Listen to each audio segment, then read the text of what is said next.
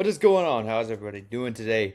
We're back with another Miami video. It's been a little bit since we have done a Miami video. And hey, before we do get started, I can't remember who it was that commented on my last Miami video and said, "Hey Cody, we got to get you a Miami cap." Little did you know I already had one. I should have been wearing it. Yes, it's a Miami baseball hat. But I do have one, so we're going to start wearing them in these Miami videos now. So, I do have Miami gear. Do have Miami gear. So, Miami fans, I greatly appreciate you guys. You guys support me on every single video. You guys show me massive amounts of support on every single video that I do post Miami related. So I greatly appreciate you guys for that. And we got another one for you here. It's been a little bit. I promise to keep them coming. It's kind of a bit of a slow off season. We're kind of at a dead period right now in the sport. Not really much is going on. Football season just wrapped up. Transfer portal's pretty much wrapped up. So there's really not much to talk about. So we're just kind of trying to find stuff to talk about, and that's why we're here. That's why we're here right now, and we are doing a transfer portal recap. This is going to be a two-part series. This is going to be part one. I'll have part two out next week, probably, of the rest of these editions. But we're pretty much just going to go over every single player that Miami did pick up. Not going to go too in depth on any of these guys, but really give you my thoughts and opinions and where they'll fit into this Miami offense. Because I think Miami have one of the best portal classes in the entire country, and I think coming off a national championship run, dare I say they got better. Dare I say they got better than last year, and we're going to talk about that. So, without further ado, let's jump straight into it. And the first one is obvious. We're going to talk about Darian Mensah. So Darian Mensah is one of the best quarterbacks in the country, and I don't think that's crazy to say. And it's not crazy to say that he may even be one of the front runners to win Heisman next year. I mean, if you look at what he did at Duke last season, nearly 4,000 yards, pretty much 4,000 yards, 34 touchdowns, only 6 interceptions, 76.6 QBR. Started his career at Tulane, I believe. I don't have that noted down, but it was either Tulane or James Madison. I'm pretty sure it was Tulane. But Darian Mensah came in and absolutely lit it up at Duke. You see, he's a redshirt sophomore, I believe. I believe he's a redshirt sophomore going into his redshirt junior year. So Miami, you have him under control for several years. You have about a year or two of development. It's going to be tough to say. It's going to be tough to see him not go to the draft next year. I do think he will end up in the NFL next year because I think he's going to have an amazing season in Miami. Miami's kind of that transfer quarterback I would say. You see it with Cam Ward, you see it with Carson Beck, and now you see it with Darian Mensah. Miami was kind of scrambling for a quarterback for a little while, and then last second, like right before the portal closes, Darian Mensah does opt out of his Duke contract and enter the portal and goes over to Miami. I still hear that NIL deal was massive, but I mean, if I'm being honest, if you're a Duke, you're playing in the ACC, and you can go to a school like Miami in conference, the same conference that you're already playing in, with I would say I'm pretty easily better roster and an amazing coaching staff. And that's not saying that Duke doesn't have a good coaching staff, because I think Duke has a pretty good roster and a coaching staff. But Darian Mensah really carried that team pretty heavily next year, along with another player that's coming in with him that we're going to talk about in just a minute. But man, this is absolute slam dunk pickup. I think he's the best. Maybe, I mean, you could argue that Sam Levitt was the best. You could argue that, I don't really know. I think Sam Levitt and Darian Mensah were probably the two best quarterbacks to go in this entire portal class. I know a lot of people might say Brendan Sorsby. I think I'd take Darian Mensah over Brendan Sorsby in college. I'm blanking on some of the other names that were in there, but I do think that Darian Mensah was probably the best or the second best. I maybe even put him over Levitt. I think Levitt has higher. I don't know. I don't know. I think they're about even. Miami, you may have got the best quarterback in the entire transfer portal. So Darian Mensah, you're a Miami Hurricane. Super exciting. Can't wait to see what he does next year. Following him is Cooper Barquette, the senior wide receiver from Newport Beach. Last year at Duke, 72 receptions, 1,106 yards, 7 touchdowns, averaged 15.4 per reception. Started his career at Harvard, went on to Duke with Darian Mensah. He has that Darian Mensah chemistry. Over his 2 seasons at Harvard and Duke, he's had 135 receptions, 2,190 yards, 18 touchdowns.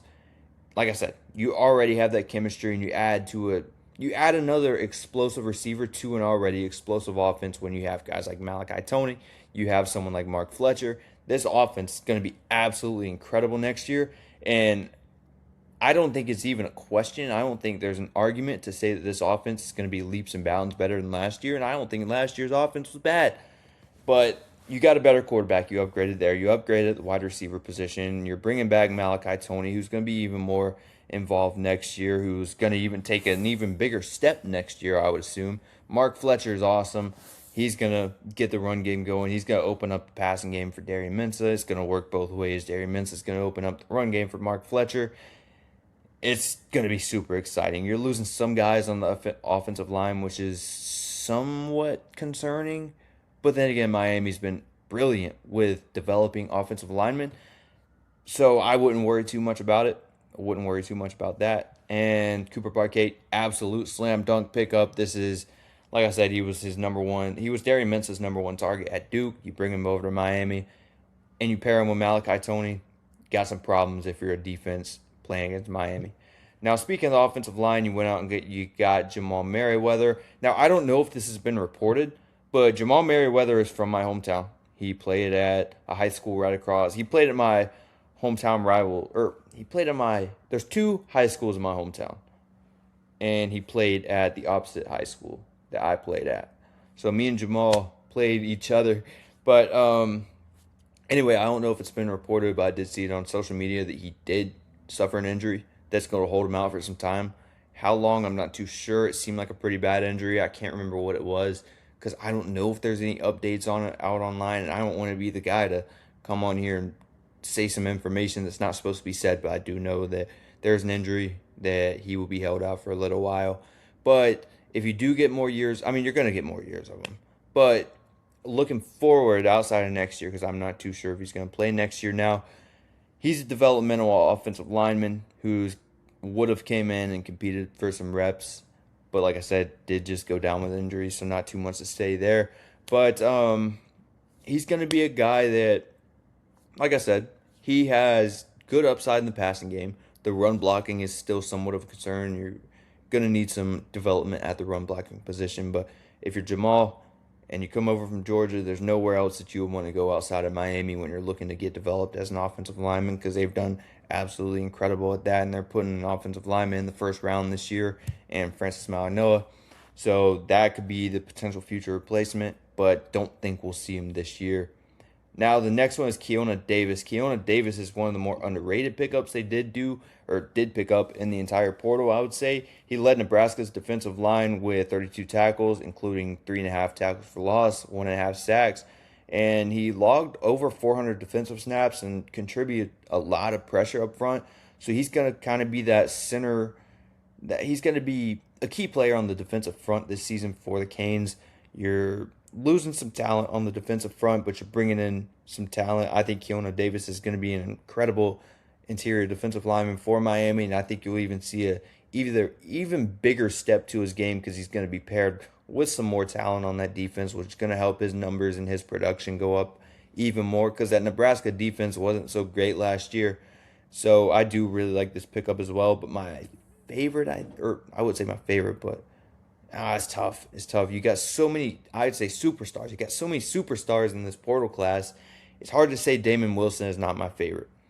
But then again, you got Darian Mensah, you got Cooper Parquet. It's tough. It's tough. But Damon Wilson, let's say it, Damon Wilson, my favorite pickup of this entire transfer portal class. Started his career at Georgia, finished third in the SEC in sacks, 23 tackles, 9.5 tackles for loss. Yeah, 9.5 tackles for loss, an interception, 54 quarterback pressures. Yes, 54 quarterback pressures. Top pressure producers in the entire country. Going to bring major pass rush impact. And he's going to bring major explosiveness, as you can see by his numbers. 9 solo tackles, 9 sacks, 1 interception. Like I did say, 9 sacks though. 9 sacks. It's going to be, you're going to see those numbers go up again. You're going to see those numbers go up even more. I think he's going to be one of the more dangerous defensive players in the entire country next year.